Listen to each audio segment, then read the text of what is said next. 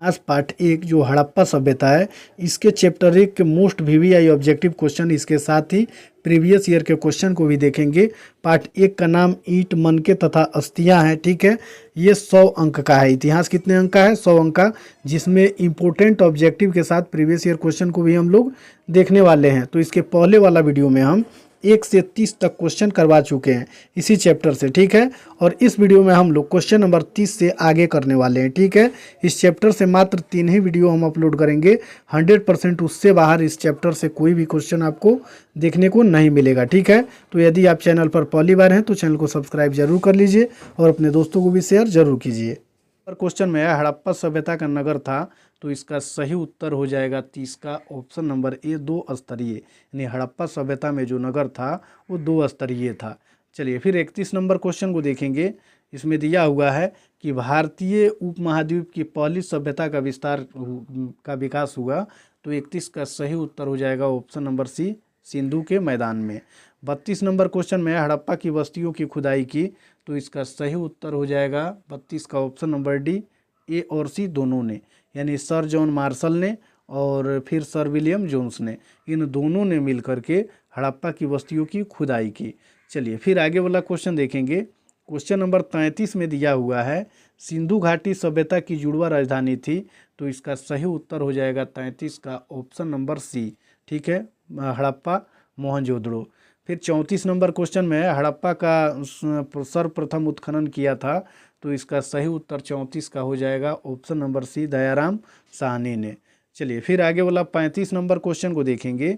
इसमें दिया हुआ है कि हड़प्पा सभ्यता की संभवतः सबसे प्रसिद्ध कलाकृत नृत्य की मुद्रा में नग्न स्त्री की एक कांस्य मूर्ति प्राप्त हुई है, तो 35 का सही उत्तर ऑप्शन नंबर ए हो जाएगा, मोहनजोदड़ो से। इस नंबर क्वेश्चन में है कि निम्न किस स्थल में कारखाने के पाए जाने से मनकों को बनाए जाने की प्रक्रिया स्पष्ट हो जाती है, तो 36 का सही उत्तर हो जाएगा ऑप्शन नंबर सी, चन्नउदड़ो से। कहाँ से?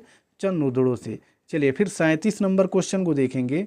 इसमें दिया हुआ है कि हड़प्पा की बस्तियों से 2000 से अधिक मोहरें पाई गई हैं, ये बनी होती हैं, तो इसका सही उत्तर हो जाएगा ऑप्शन नंबर डी, सेल खड़ी की। यानी जो हड़प्पा की बस्तियां हैं वहाँ से 2000 से अधिक जो मोहरें पाई गई हैं। आखिर ये मोहरें किस चीज़ से बनी हुई हैं? तो सेल खड़ी से बनी हुई है। किस से बनी हुई है? सेल खड़ी से। इसको आपको याद रखना है। चलिए फिर आगे वाला 38 नंबर क्वेश्चन को देखेंगे। निम्न किस स्थल में खांचेदार खेत के प्रमाण मिले हैं, तो 38 का सही उत्तर हो जाएगा ऑप्शन नंबर सी, कालीबंगा से। कहाँ से? कालीबंगा से खांचेदार खेत के प्रमाण मिले हैं। किस प्रकार के खेत के प्रमाण मिले हैं? खांचेदार खेत के प्रमाण। कहाँ से? कालीबंगा से। चलिए फिर आगे वाला क्वेश्चन देखेंगे। 39 नंबर क्वेश्चन में दिया हुआ है, हड़प्पा वासियों द्वारा कृषि फसलें थी, तो इसका सही उत्तर हो जाएगा 39 का ऑप्शन नंबर ए, गेहूँ, जौ और तिल। जो हड़प्पा के निवासी थे, वो हड़प्पा के लोग थे, उनके द्वारा जो कृषि वाली जो फसल थी, कृषि वाली, वो कौन कौन सी फसल थी? गेहूँ थी, जौ थी और तिल। इन तीनों फसलों का ज्ञान हड़प्पा वासियों को था। ठीक है, चलिए फिर आगे वाला क्वेश्चन देखेंगे। 40 नंबर क्वेश्चन में दिया हुआ है कि हड़प्पा सभ्यता में पाई गई मोहरें आमतौर पर किस प्रकार की होती थी? हड़प्पा सभ्यता में जो मोहरें पाई गई हैं वो आमतौर पर किस प्रकार की होती थी या किस प्रकार की थी, तो इसका सही उत्तर हो जाएगा ऑप्शन नंबर सी, चौकोर। किस प्रकार की? चौकोर। यानी हड़प्पा सभ्यता में पाई गई जो मोहरें हैं वो आमतौर पर चौकोर होती थी। ठीक है, चलिए फिर 41 नंबर क्वेश्चन को देखेंगे। इसमें दिया हुआ है कि हड़प्पा निवासी पूजा करते थे, तो इसका सही उत्तर हो जाएगा ऑप्शन नंबर ए, मातृ देवी का। किसका? मातृ देवी का। चलिए फिर 42 नंबर क्वेश्चन में देखेंगे, हड़प्पा सभ्यता में शव साधारणतः किस दिशा में रखकर दफनाए जाते थे?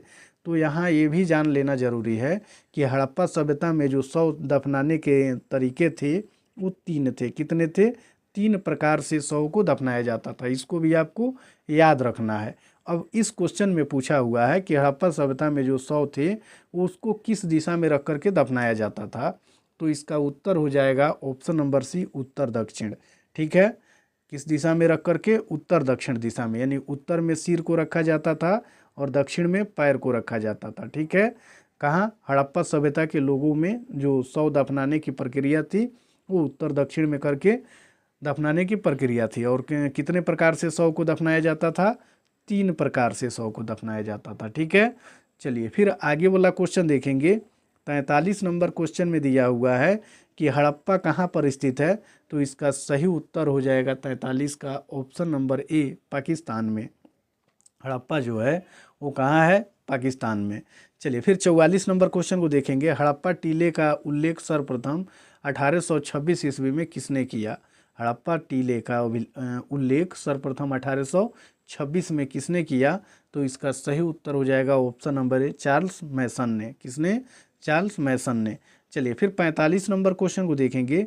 इसमें दिया हुआ है कि हड़प्पा सभ्यता में प्राप्त अवतल चक्की पर किस पूरा विद न प्रकाश डाला है, यानी हड़प्पा सभ्यता से जो प्राप्त अवतल चक्की है उस पर किस पूरा विद ने प्रकाश डाला है, तो 45 का सही उत्तर ऑप्शन नंबर बी हो जाएगा, अर्नेस्ट मैके ने। किसने, अर्नेस्ट मैके ने। इस नंबर क्वेश्चन में दिया हुआ है मोहनजोदड़ो किस भाषा का शब्द है, तो इसका सही उत्तर हो जाएगा 46 का ऑप्शन नंबर बी। ठीक है, सिंधी, यानी जो मोहनजोदड़ो है उस सिंधी भाषा का ही शब्द है।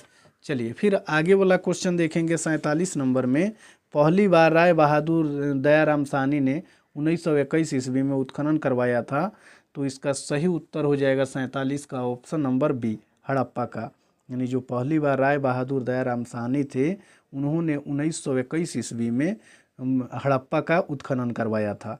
चलिए फिर 48 नंबर क्वेश्चन को देखेंगे।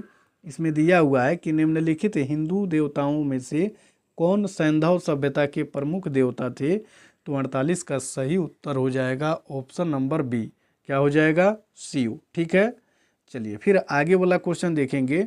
क्वेश्चन नंबर 49 में दिया हुआ है कि सिंधु घाटी सभ्यता किसके समकालीन नहीं मानी जाती है, तो इसका सही उत्तर हो जाएगा 49 का ऑप्शन नंबर डी, क्रीट की सभ्यता का। किसकी, क्रीट की सभ्यता की समकालीन नहीं मानी जाती है। कौन, सिंधु घाटी सभ्यता।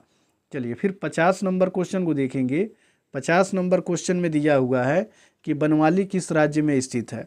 बनवाली किस राज्य में स्थित है, तो इसका सही उत्तर ऑप्शन नंबर बी हो जाएगा, हरियाणा में। यानी जो बनवाली है वो हरियाणा में स्थित है।